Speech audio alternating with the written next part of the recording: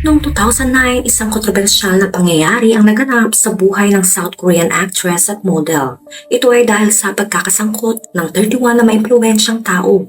Ang kwentong ito ay nagbubunyag ng madilim na bahagi ng entertainment industry sa South Korea, na sa likod ng mga sikat na pelikula at masiglang mga kanta ay may mga nakatagong malulungkot na kwento.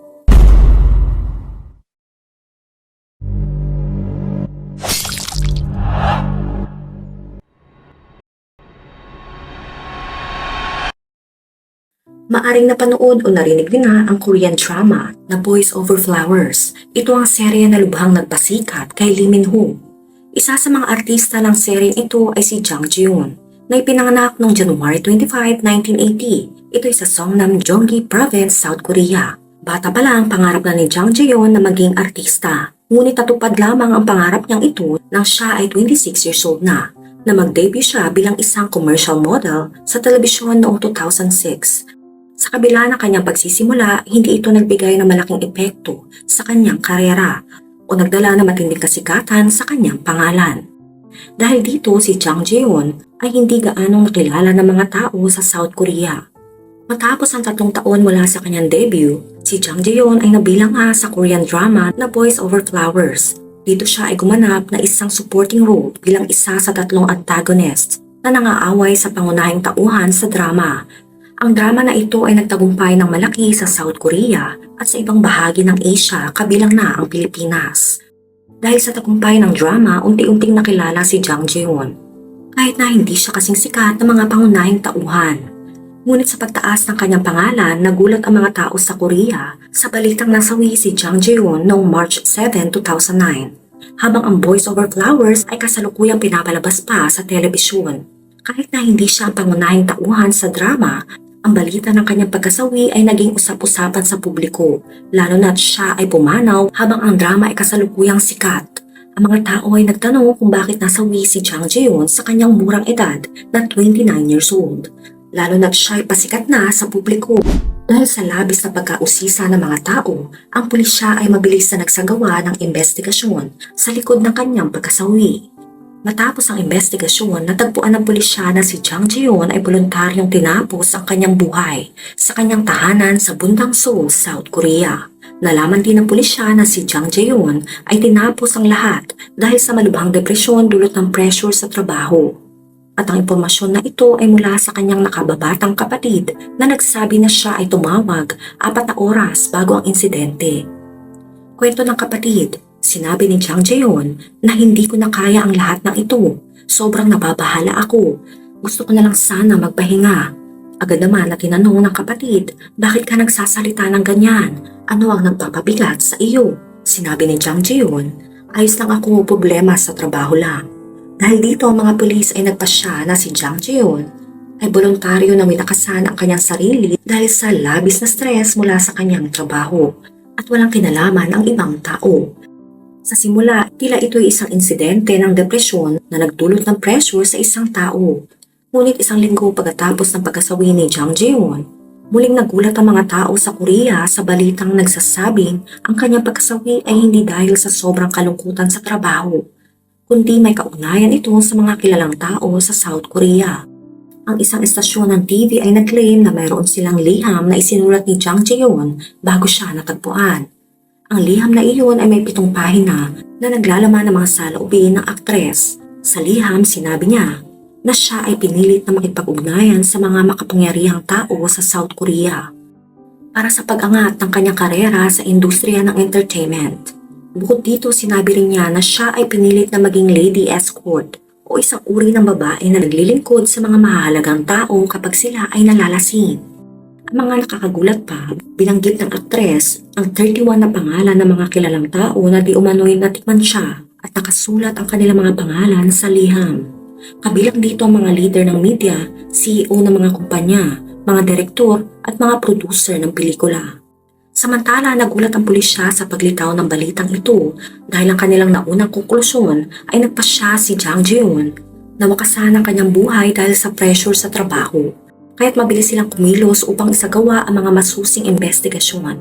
Sa kanilang karagdagang pagsusuri, natuklasan ng mga pulis sa mga kakulangan at bagong mga katotohanan sa kasong ito. Nang masusi nilang sinuri ang liham na sinasabing sinulat ni Jang Jae-yoon, natuklasan nila ang 7 pahinang liham ay hindi orihinal na dokumento, kundi isang kopya lamang. Natagpuan ang ikalawang hindi pagkakaunawaan ay nang malaman ng mga pulis na ang liham ay sadyang ibinulgar sa media ng manager ni Jang Jae-yoon na si Yoo Jang-ho. Dito nagsimula magduda ang mga pulis dahil noong nagtatanong ang mga pulis kay Yoo, tinanong nila siya, "Bakit mo ibinigay ang liham sa media imbes na sa amin?"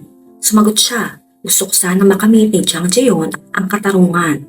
Hindi naging sapat ang sagot na ito para sa mga pulis, kaya't sila ay nagtanong pa, "Nasaan ang orihinal na liham? Bakit photocopy lamang ang binigay mo?" Sumagot siya, "Nasunog na ang orihinal na liham. Sunod ito sa kagustuhan ng pamilya ni Jang Jae-yoon." Dahil dito lalong nagduda ang mga pulis at nagpatuloy sila sa kanilang investigasyon. Sa kalaunan, natuklasan nila ang isang nakakagulat na katotohanan. Ang CEO ng agency na nag-aalaga kay Jang Jae-yoon ay isa sa mga pangunahing tao na sinasabing nagdulot ng depresyon sa aktres na nag-udyok sa kanya na wakasan ang kanyang buhay. Ang CEO na ito ay si Kim Sung-hoon, kaya tatawagin natin siyang Mr. Kim. Ayon sa mga pulis, si Mr. Kim ang nagpilit kay Jang Jae-yoon na paglingkuran ng mga kilalang tao upang mapabilis ang kanyang pagsikat bilang artista. Ayon sa ulat, sinabi ni Mr. Kim sa aktres, "Gusto mo maging sikat, di ba? Kung gayon, gawin mo ang mga utos ko."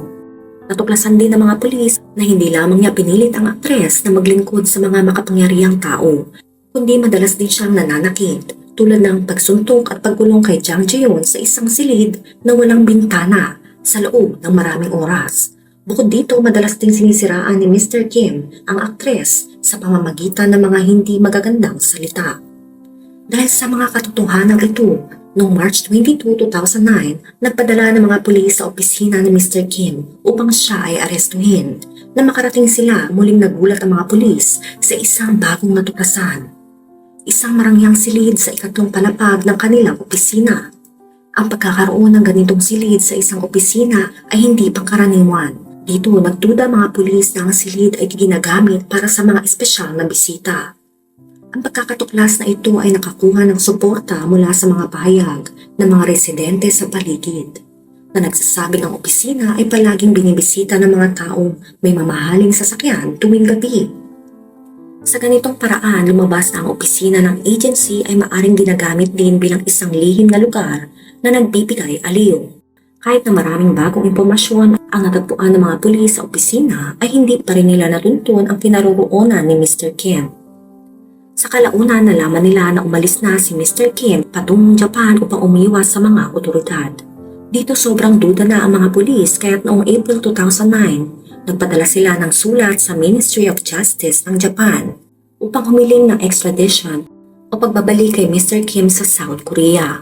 Sa kabutihang palad, naroroon si Mr. Kim sa Tokyo at tinanggap ng gobyerno ng Japan ang kanilang hiling.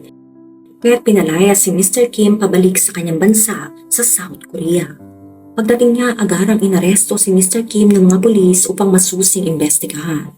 Hindi nagtagal na patunayan na si Mr. Kim ay nagkasala sa mga akusasyong paglabag laban kay Jang Jae-yoon at nahatulan siya ng 2 taong pagkakabilanggo. Pero sa halip na makulong, inatasan lang siya na magsagawa ng 160 hours na community service na napakaliit na parusa. Samantala, ang 31 na pangalan ng mga kilalang tao na nabanggit ni Jang Jae-yoon sa kanyang liham ay hindi man lang sinuri ng mga pulis. Ayon sa balita, natatakot ang mga pulis na imbestigahan ng mga taong ito dahil sa kanilang kapangyarihan. Hindi nakakapagtaka na ang 31 na tao na ito ay napakalaki ng impluwensya sa lipunan, kaya't nag-aalinlangan ng mga pulis na tugisin sila. Dahil dito nagalit ang mga tao sa South Korea. Kahit na hindi sila makagawa ng mga hakbang laban sa mga makapangyarihan, nakipag-usap sila sa isa't isa at natatakot sa mga posibleng resulta. Pero noong 2018, patapos ang 9 na taon, nagkaroon ng lakas ng loob ang mga mamamayan na maglunsad ng petisyon upang muling imbestigahan ang kaso ng nasawing aktres. Ang petisyon na ito ay naging viral sa social media at nakakuha ng 230,000 na pirma. Dahil sa pagdagsa ng suporta, napansin ito ng Pangulo ng Korea na si Moon Jae-in. Agad siyang nag-utos sa Ministro ng Hustisya upang magsagawa ng masusing investigasyon ukol sa kaso ng nasawing aktres. Dahil sa direktang utos mula sa Pangulo, hindi na nila maikakaila ang pangangailangan nito. Kaya't nagtatag ang ministro ng isang espesyal na komisyon upang suriin ang misteryo sa likod ng pagkasawi ni Jang Ji-yoon. Habang lumalabas sa mga bagong impormasyon, nagkaroon ng mga debate sa gitna ng mga tao sa South Korea na nagbunga ng iba't ibang teorya sa likod ng pagkasawi ni Jang Ji-yoon. Kaya't narito ang ilang mga teorya na umusbong. Ang unang teorya ay may kinalaman sa manager ni Jang Ji-yoon na si Manager Yu.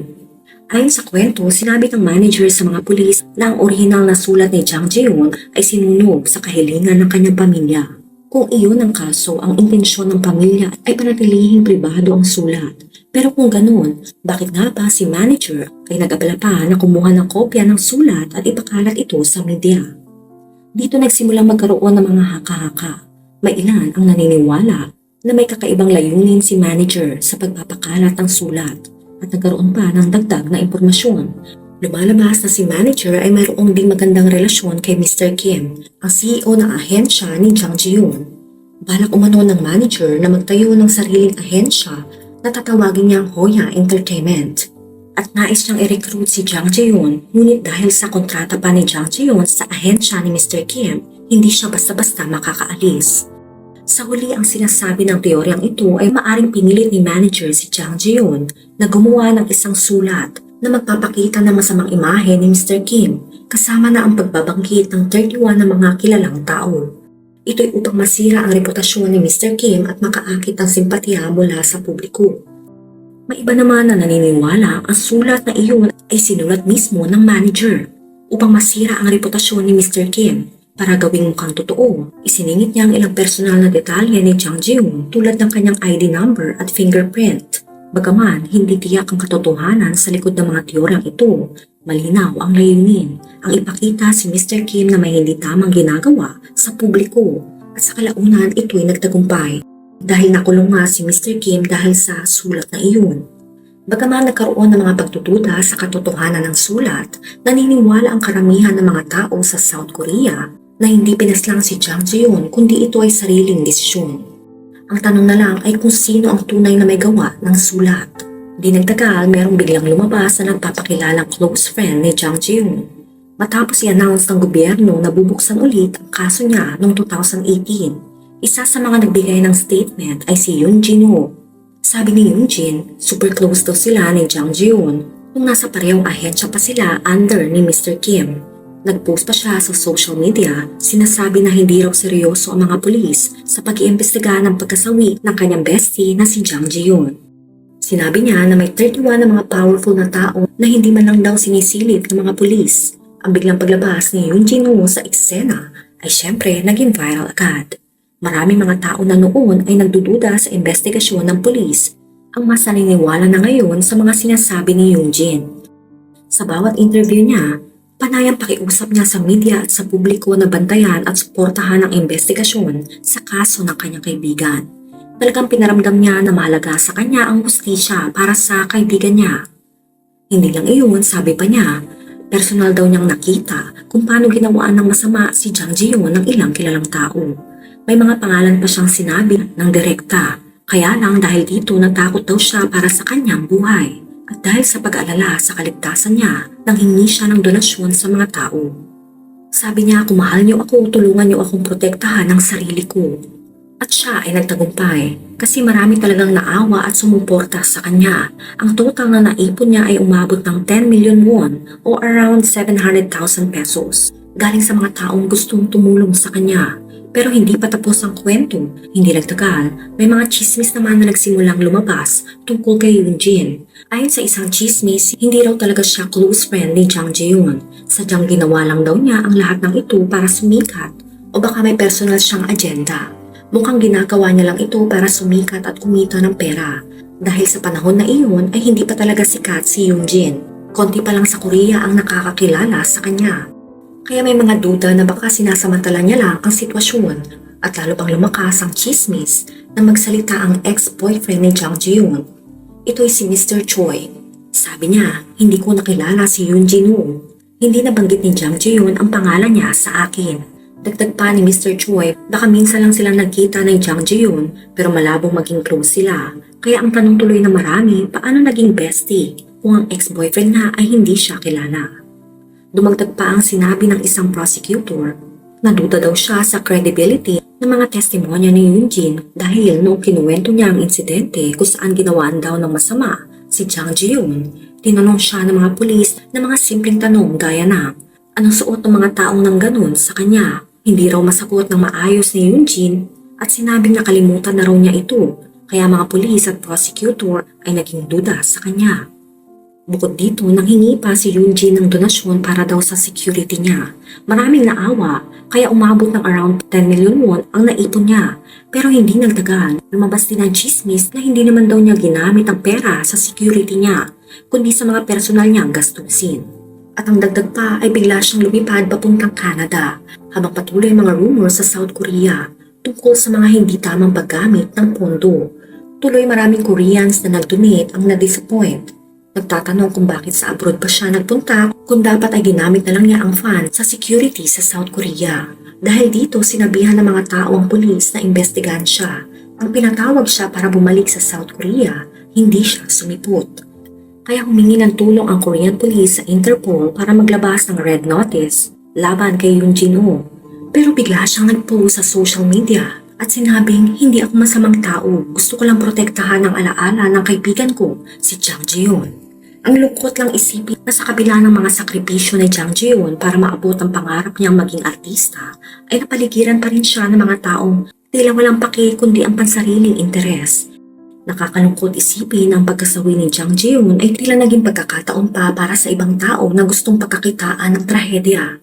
Nakakapagduda rin ang mga pahayag at kilos ni Yoonjin Oh. Hindi natin masabi kung tunay nga ba siyang nagmamalasakit o isa rin sa mga gustong makinabang sa pangyayaring ito. Napagtanto natin na sa kabila ng kislap at tagumpay ng Korean entertainment industry ay may mga nakatagong madilim at malulungkot na kwento. Naway matagpuan na ni Jang Ji-yoon ang kapayapaan saan man siya naroroon. Ikaw, ano masasabi mo sa kwento natin ngayon? Naniniwala ka ba sa kwento ng manager o kay Yoonjin? Let me know sa comment section. Kung nakaabot ka sa video na ito ay maraming salamat. Huwag kalimutan mag-like, share, subscribe, and turn on the notification. Ingat ka palagi. Ciao!